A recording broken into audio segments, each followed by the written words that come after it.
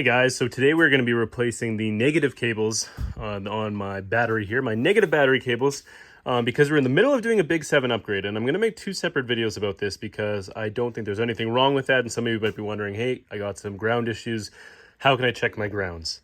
And so this is an easy way to check your grounds because I'm going to be showing you the three main grounds for the battery here. And so if you look over here, we got our battery to fender ground, our battery to block, and our block to frame. And so I'll show you exactly where they are in the vehicle. The easiest one here, of course, is our battery to fender ground. It's this tiny little dinky thing. And then we're going to go from the battery to the engine block and then the block to the frame. And so you might be wondering, okay, I want to upgrade my wires. How do I do it? I have some from Jeep cables, also known as Toyota cables. These are my negative ones here, all pre-labeled as well, beautifully constructed. I have 1 gauge wires here. Guys, kind of a no-brainer if you ask me. Got some new terminals so I can easily put my accessories on there, easy swap in and out. Heavy-duty hardware, looks great. And so I'm going to go ahead and replace these 3 wires, and I'll show you guys how to do it on the vehicle right here. And so stay tuned. All right, so first things first for the negatives. I'm going to take off the negative terminal, the positive terminal, and then take out the mount, lift out the battery just so we have a lot more space to work with. And then once I do that, we'll resume here. Things to note, you got 2 nuts on each side. I like to loosen one, take off this hanger, then I can just swing the other hanger out. For the terminals, try not to lose anything. Mine are super corroded. I'm gonna end up breaking all my bolts here, which is gonna suck, but I'm gonna replace them with the new terminal clamps, and so we should be good on that end. But yeah, let's get to it. All right, so now that we got the battery out, we're gonna do a little bit of cleaning here. And so I have some just basic battery cleaner. All this stuff does is react with the corrosion and the acid. You can kind of see if I spray it on. She foams. Gonna use some of that, let that sit for a bit. We're gonna clean up all the bases here. And I actually just picked up a battery terminal cleaner as well. These are kind of nice. They have this for the whoop, whoop, whoop, and then this for the whoop, whoop. So all I'm gonna do is put this on top and twist around. Getting all that grime out, putting some nice fine marks into the terminals for a good connection. Scrubbing those clean. Let's scrub this one as well. You can use baking soda and vinegar, I believe, as well, but I had some of this lying around. So,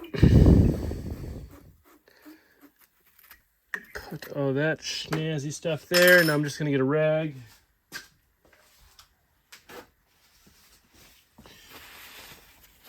And take that rag and clean these suckers off.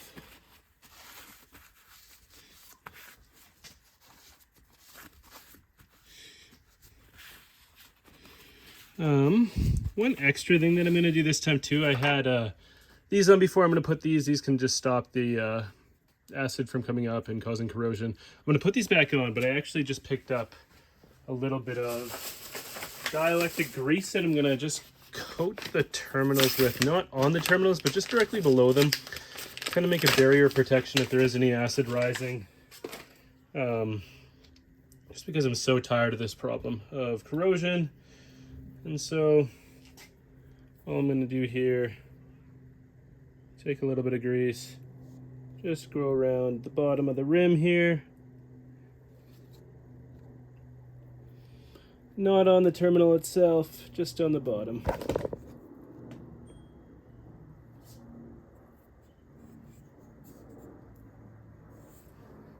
And then same thing with the negative side.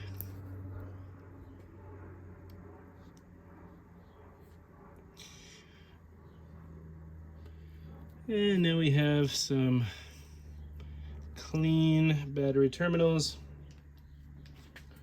And what I personally like to do is run just these little Scotch-Brite pads on each one. Like so, negative green, positive being red. Where the heck did I put that? Just like that. And then gives it a nice surface to rest on with the grease. It kind of just leaves it like that too. And so this is prepped now, and now we're gonna go over here Probably want to spray this out, make sure this is nice and clean. I might spray some battery cleaner in here too, just clean up that corrosion, and then we're going to get started on finding our negatives here. And so, see you guys in a minute. All right, guys, so I got the battery out. You can kind of see I'm actually sitting on my truck. It's nice here. And so I have my negative cables here, and I'm just slowly undoing the loom. You can see I'm going to get this bracket off and the next bracket. Be careful when you're undoing the loom. There's some loose wires here that Toyota didn't actually put in a bunch or anything like that, so you could cut those if you're not careful. Be really careful. Just unravel the tape and then tape it back up once you're done. I'm just going to remove my negative cable from the loom, so I'm going to go all the way down, follow it down, then tape everything back up to make sure everything that was there still remains in the loom. And so I'll show you guys as I keep going.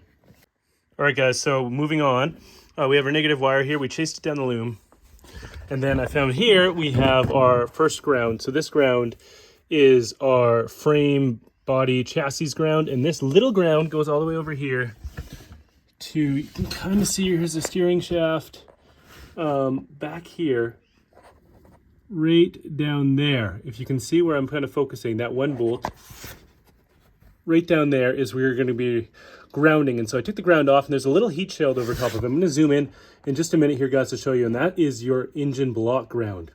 And so one sec, I'm just going to change camera angles. So just to kind of situate everyone, if I have my transmission skid plate here, I have my U-joint here, my lower control arm here, I'm going to look up behind the lower control arm, and there's just going to be a thing of plastic, okay, when you first have it. So I'm just going to move some stuff. There's going to be a heat shield here, but then you're going to find this little ground. This ground has two. It has this little wire right here. This little wire is your frame to engine block ground, okay? That's a little one we just saw on the frame. This big one is your battery negative to engine block, and they're both grounded on this little bolt here. So all I did, I removed this bolt, and keep in mind there was this little heat shield above here, and there was a plastic connector that I broke off just because I decided to. I regret it now a little bit, but I needed to get them out of here, and I didn't want to go through the process of nicely doing it, so I broke it and cut my finger. So anyways, what I'm going to do now, I'm going to undo the chassis ground, and I'm going to pull that one through. And this one, I'm probably going to just cut off the end and pull it through above. And then I'm going to know, okay, all my grounds are removed. I'm going to put my engine block to chassis ground here to the chassis. And then the first one I'm going to put on actually is going to be engine block to battery negative. I'll show you guys in a minute just to clarify. But so engine block ground right here. Chassis ground, if we go back over to the other side of the frame, see if I can take you guys there. Well, underneath, right there. So let's get to it. All right, so coming back to this side, it was just a 12mm bolt, and now my chassis ground is loose. Woohoo! So you could keep it in the loom or you could take it off. It's really up to you. I'm probably just going to cut mine and pull them out just so I don't have excess wires in here. So that one's loose. The other side is loose. So theoretically, if I wanted to, I could pull it out.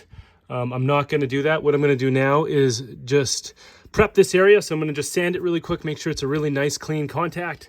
And then I'm going to prep the wire to go there. So let's do it. All right, so now we're going to get to installing all of our wires that we took off. The first one's going to be the easiest. This is the Fender to the battery negative. Keep in mind, I did clean off this surface. I just made it real nice with sandpaper. And now I'm just going to take the bolt, screw her in here, tighten it up good, make sure we have a really strong connection. And oh, this is a 10, my bad. Nice and tight. We'll loosen it up just because I don't know what angle the battery's going to be at. I'm guessing just about like that is good. So I'm going to make this one nice and tight. And then I'm just going to take an extra step here just because why not? And I'm going to put a little bit of dielectrical grease on top just to keep out any corrosion. Make a little barrier for any potential corrosion and gunk to get in between my ground, as I am so sick of bad grounds in my life. So I'm going to take a tiny bit of grease. Just go around the edge of the bolt where it meets the frame. Just making a nice little layer there. And voila! First one is done. Battery to Fender is complete. Of course, we still need the battery, but that is complete for now. All right, guys, got everything wired up to the body and the block here. And so I just put these together because I wanted them to stay still while I was doing everything. First thing we got here, chassis ground. You can kind of see how it is nicely pointed up. And the chassis ground, of course, goes over here. And you can see there's actually the heat shield bolt. Instead of trying to double up on one of the block bolts, I put that to the heat shield bolt. And then the other one down there, you can kind of see, that's the old ground bolt. I routed that one up to my battery negative. And so the heat shield one went to the chassis. And then that one down there, just below it to the left, went to the battery negative. I'll give you one more look here just so you can see a little bit more up close.